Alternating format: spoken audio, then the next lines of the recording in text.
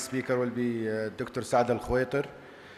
Dr. Saad Al Kutair is Assistant Professor, King Khalid University Hospital. He is a consultant gastroenterologist and motility.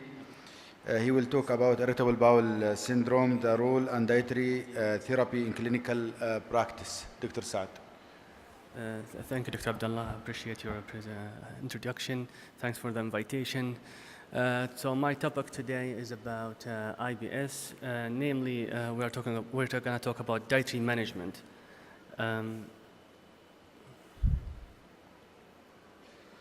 Okay, so I'm going to give a brief introduction, talk about costs of management, can we develop an algorithm, and then talk in depth about diet in IBS. I have no relevant disclosures. IBS is a chronic illness, as well as can be disabling in some patients. Traditionally, we think it's functional only or psychiatric disorder. There has been new development in learning the pathophysiology of IBS. Actually, there is a distinct pathophysiology thought to be present at this time. Now there's a Form 4 criteria which constitutes the way to diagnose IBS. It has been published recently in 2016. The costs with management of IBS can be very demanding. If you don't do good history, clinical evaluation, then you'll go on and on with investigations. It is estimated that it can cost up to or more than $1 billion in the States. Can we develop an algorithm for patients with IBS? It's next to impossible, actually, because it's a heterogeneous patients of presentations. In addition to existing illnesses that can be present. Now, when we talk about diet does not only impact symptoms as well, it impacts the colonic microbiome, which in turn will affect the mucosal health, and which make, when you look at pathophysiology from in the studies, there are inflammatory findings that they have seen. And this is not our goal for today. So traditionally, we most of the time talk about fibers as the first line for treatment. Patients many times will talk about that certain foods would trigger their symptoms. So therefore, there has been a recent resurgence in talking about what can we do with diet and how can we intervene. Most of us are aware of low FODMAP diets.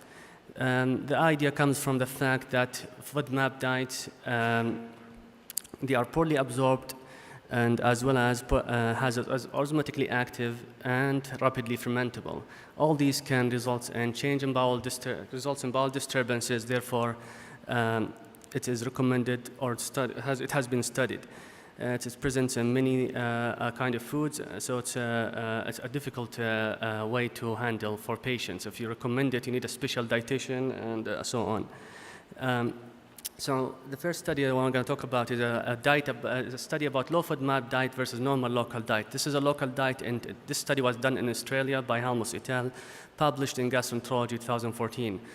They have a small number of patients, randomized trial, 30 patients of IBS patients and 8 healthy individuals. If you can look at the right corner, right side, the top, the IBS group, and the bottom is the healthy control group. On the left of the line, the perpendicular, the y-axis, you can see the visual analog scale. This is basically a visual analog scale that has patients identified their level of symptoms from 0 to 100. So looking at the baseline for the IBS group, you can see that after intervening with low FODMAP diet, versus the typical Australian diet, you can see that there's a significant gap that has happened over the 21 days of intervention. Compared to the bottom graph, you can see that the healthy groups, whether they are on low FODMAP or typical Australian diet, there was no different changes in visual analog scale. They looked at IBS global symptoms, pain, and bloating. And the results actually revealed that they were statistically significant, as we can see as well from the graph. So pain, bloating, global symptoms, there was a significant difference. Now, another study compared the low FODMAP diet versus conventional diet. So the conventional diet they are talking about here, the National Institute of Health diet. This is by Bon et al., published in 2015, multi-center trial, 75 patients. They had patients on low FODMAP for 4 weeks versus conventional diet. And they were assessing the symptoms based on IBS symptom severity scale. The National Institute of Health, I just wanted to show you how difficult it is. To be honest, like if you could talk to the patient and tell him all this, I don't know how he will follow or she will follow. Say, regularly eat 3 meals a day, eat 3 snacks a day, never too much, never too little, never too heavy hungry, never too full, and so on. This is not easy. Anyhow, so this is what they did, but they did do a good job in the study, and they were very good in trying to make sure that the patients following the instructions. So looking at 21 days, at the end of the study, low FODMAP diet versus conventional diet, overall they reached about the same level of improvement. So there was no statistical significance at the end between the two groups. Now, another study now for low FODMAP versus conventional study, which has resulted in the same result, is Swarn et al., published in American Journal of Gastroenterology 2016, single center study, randomized IBS diarrhea patient, low FODMAP versus modified NICE. They changed the NICE diet recommendations, made it more simple. Small, frequent meals, avoid trigger foods, avoid excess alcohol and caffeine. So much easier. And again, although there's some difference, if you see the graph between the modified NICE and low FODMAP, 41% and 50% for the modified NICE and 52% for the low FODMAP group had improved. The adequate relief was described as 50% improvement on overall symptoms. It's not 100% improvement. This is for overall IBS global symptoms. Then they had talked about pain responders, consistent responders. There was a difference in terms of pain response. So for it was the low FODMAP diet had more improvement in pain. So overall, both studies showed that low FODMAP versus conventional diet both had, at the end of the day, they had global symptoms improvement. But when they look at the second study, because of less stringent maybe or whatever, there's a possibility of bias there, the pain response was better with the low FODMAP. Now somebody thought about gluten-free diet, and even in the absence of serologic and histologic markers of celiac disease. This is a study that, by Biskursky. Basically, they had non-celiac gluten-sensitive patients with IBS symptoms that has responded to gluten-free diet. So non-celiac gluten-sensitive IBS patients responded to gluten-free diet. So basically, they had at the end 39 patients to randomize. Then they put them into placebo versus gluten diet. Basically, they put them all on gluten-free diet and randomly assigned them to have slices of bread and muffin. Some of them has gluten, some of not. So overall, if you see the graph, the visual analog scale, this is just how the assessment of the symptoms. The red is the gluten group, and you can see they had worsening of symptoms compared in terms of the average scoring system versus placebo. In terms of percentage, how many patients reported inadequate symptom control after being on gluten? 68%. Compared to 40% of the placebo group, and that's reached statistical significance. It's thought that wheat, which is have fructan, and this has already been restricted in patients on low FODMAP. So that's part maybe of the explanation that gluten-free diet might help.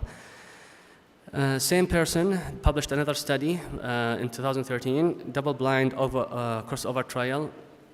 Non-celiac gluten-sensitive IBS patients, again, based on Rome 3 criteria. So this study, they basically started the patients on low FODMAP diet to compare it with gluten-free diet. So they started the patient on low FODMAP diet. This is the visual analog scale scoring system from 0 to 100.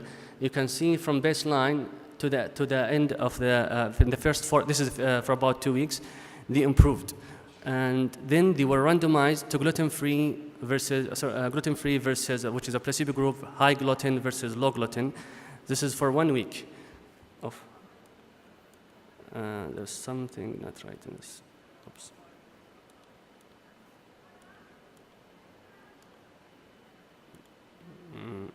Okay, so this is not the right slide. I don't know where's the right slide. Anyhow, so what happened, this is not the right slide. What happened is they've had the patients for 4 weeks on flofadmab. I don't know what happened. 2 weeks of flofadmab diet, and then they were randomized to 1 week of placebo, 1 week of high gluten versus low gluten and control.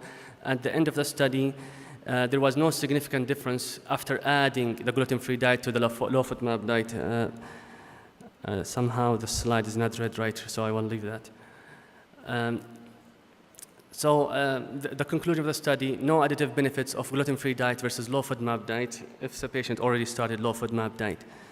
Now, probiotics in practice, we all see patients start probiotics, and some consultants started as well. This is a recent meta-analysis published in 2016, 17 randomized controlled trial and meta-analysis.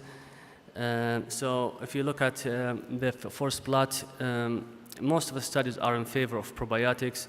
That's for single probiotics. This is as well a forced classification, a forced plot for multi-strain as well. It favors probiotic. Although the conclusion of meta-analysis supports the use of probiotics, the funnel plot it showed a symmetry that suggests high possibility of bias. So I think still there's more evidence is needed to recommend probiotics widely. It certainly can be tried, but I wouldn't say it's a strong evidence to recommend it. Now, fiber supplementation, we all say increase fiber intake or we give fibers. This is a systematic review and meta-analysis. I want you to pay attention to the arrow on the top. This is soluble fiber.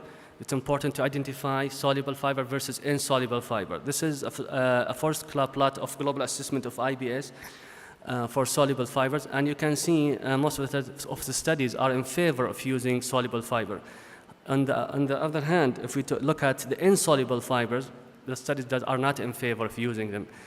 If you recommend dietary fiber for patients, the usual diet, you have to be aware of soluble fiber versus insoluble fiber. Based on this study, soluble fiber is recommended with low risk possibility of harm. However, insoluble fiber is not recommended, and we should avoid them for patients with IBS. Now, these are the ones were studied in the meta-analysis: psyllium, metamucil, linseed, and methylcellulose. Peppermint oil, something in the horizon coming to the market. It's intercoated peppermint oil capsules. The study published in 2014. Meta-analysis and systematic review. This is a global symptom assessment based using a forced plot, and you can see it's in favor of using peppermint oil. Number needed to treat is 3 to induce global symptom improvement in one patient at 2 to 12 weeks. With regards to abdominal pain, again, the analysis is in favor of using peppermint oil. Although the study is promising, this analysis, it's safe to use peppermint oil. However, it's a short term. We don't know the long-term efficacy as well as safety. So my take-home messages for you from today's dietary management for IBS. First, remember, diet is an essential component of management. Some I see in my practice, some other colleagues or some other general practices recommend medications as first line. First line is not to try to give medications. You should try dietary management. Second is establishing a good, effective doctor-patient relationship, good counseling, because the patients needs as well to understand what's going on, and that will provide reassurance and reassurance in addition to explanation to the next steps that can be used in management down the road. Thank you.